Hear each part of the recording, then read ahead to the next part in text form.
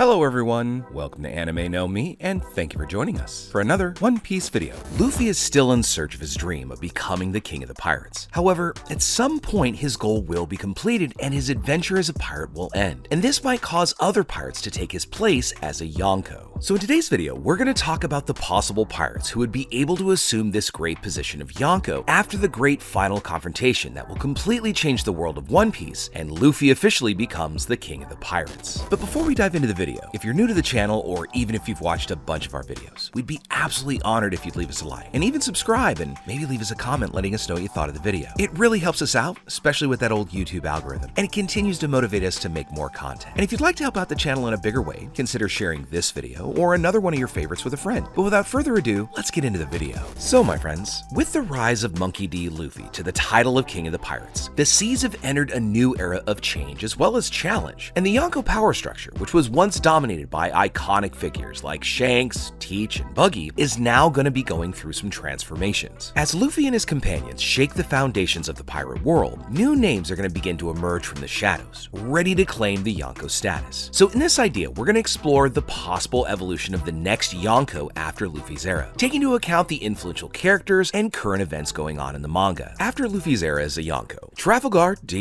Law could emerge as one of the most powerful and respected Yonkos in the sea. His trajectory from the Punk Hazard arc to the pivotal events of Wano would solidify his position as an influential as well as strategic figure in the pirate world. Now, his notoriety rose to prominence following the defeat of Don Quixote do Flamingo and Big Mom, and it's established him as a high-caliber figure in the pirate scene. So Law could then expand his territory and conquer islands formerly under Teach's rule, and his ability to plan and execute complex strategies would establish him as a formidable leader, capable of maintaining order as well as prosperity in his domains. Through his training as a doctor, his medical knowledge could also be used strategically, so Law might forge alliances with islands lacking in healthcare, which would further contribute to his positive reputation among local communities and strengthen his positions. When we then consider the possession of the no Mi, which is a rare and powerful devil fruit, this would be the ultimate key to Law's power. The ability to offer healing or even immortality would grant Law unrivaled bargaining power, gaining loyal as well as submissive allies. One of Law's most notable techniques would be personality switching, which is an intriguing tool for resolving internal conflicts on the islands under his rule. This ability could be utilized to create a more stable and peaceful environment among his territories. Law is also an individual who could maintain that delicate balance between his personal ambitions and the maintenance of peace among his lands. His compassionate and just nature would make him a leader that was respected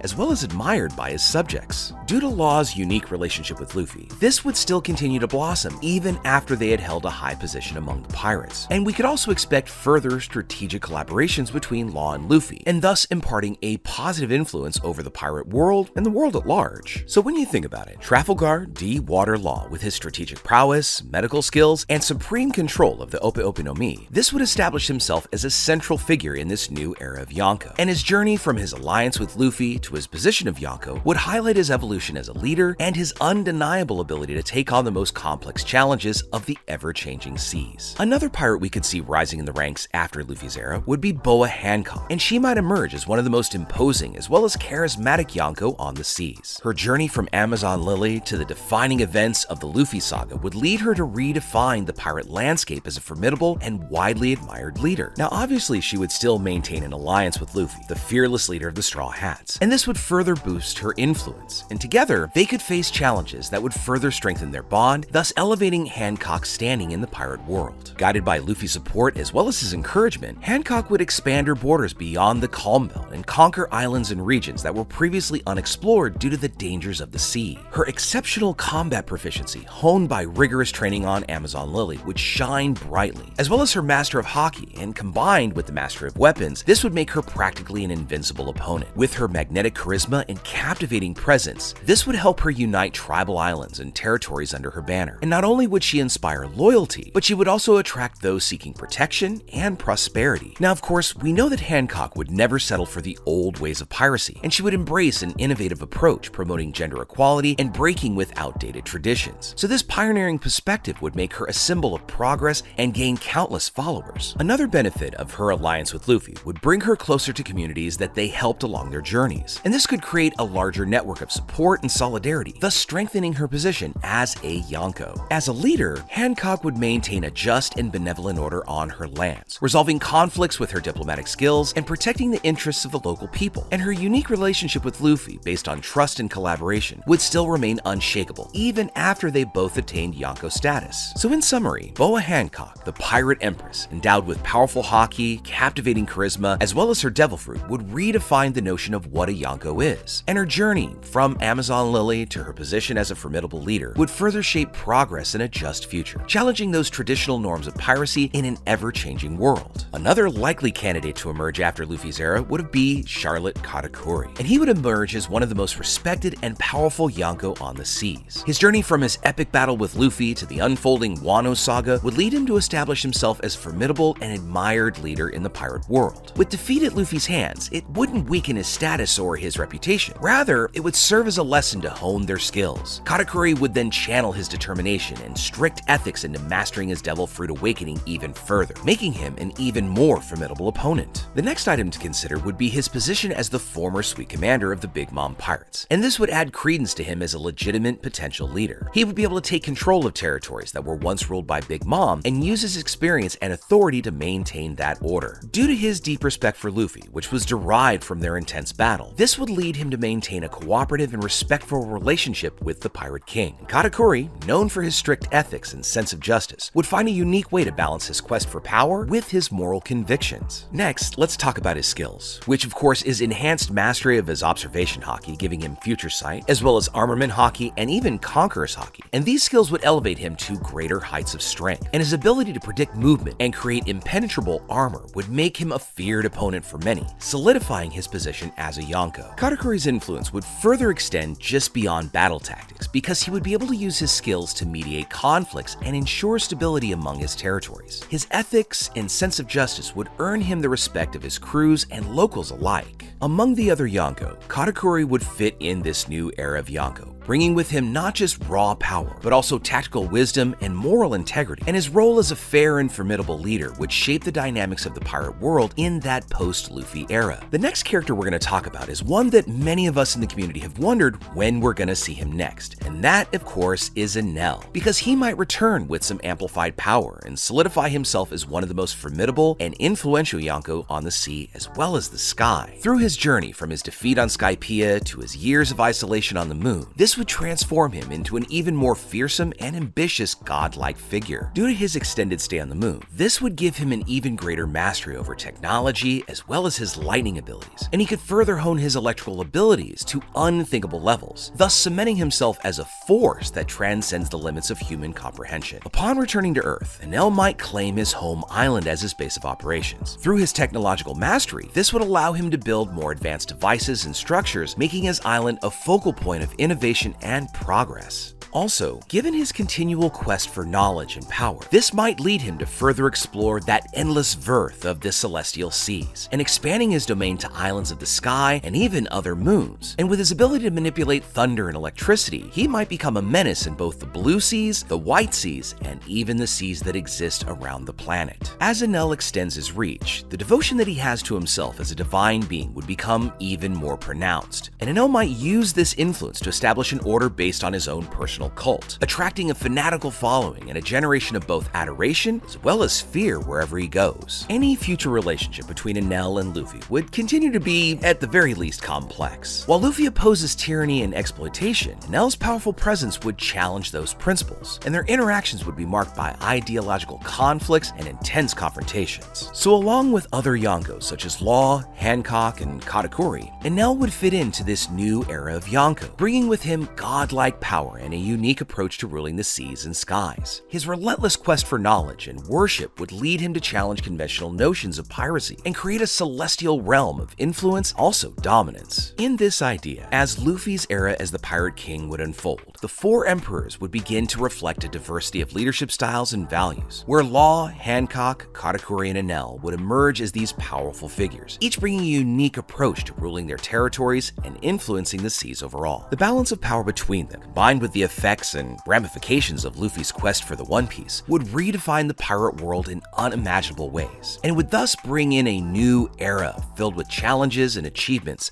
that would shape the fate of the seas for generations to come. So with all that said, my friends, we'd now love to know what you think about it. What do you think about our idea here? Do you see any of the 4 people that we talked about in this video becoming the next Yonko? Or do you think that the Yonko system might not even exist in the new world that Luffy would create? And if you don't agree with our 4, who else do you think might become that next Yonko, that pillar of power among the seas to maintain the balance of power within the world? Let us know what you think in the comments below. So as we wrap up our video for the day, we'd like to thank you all so much for watching, especially those of you who've made it here to the very end. Be sure you comment on any themes or ideas that you'd like to see in future videos. And also, since you made it this far, give us a like and hit that subscribe button before you head out to take on the rest of your day. I look forward to seeing you all in our next video. Let's keep sailing this giant sea together. Take care.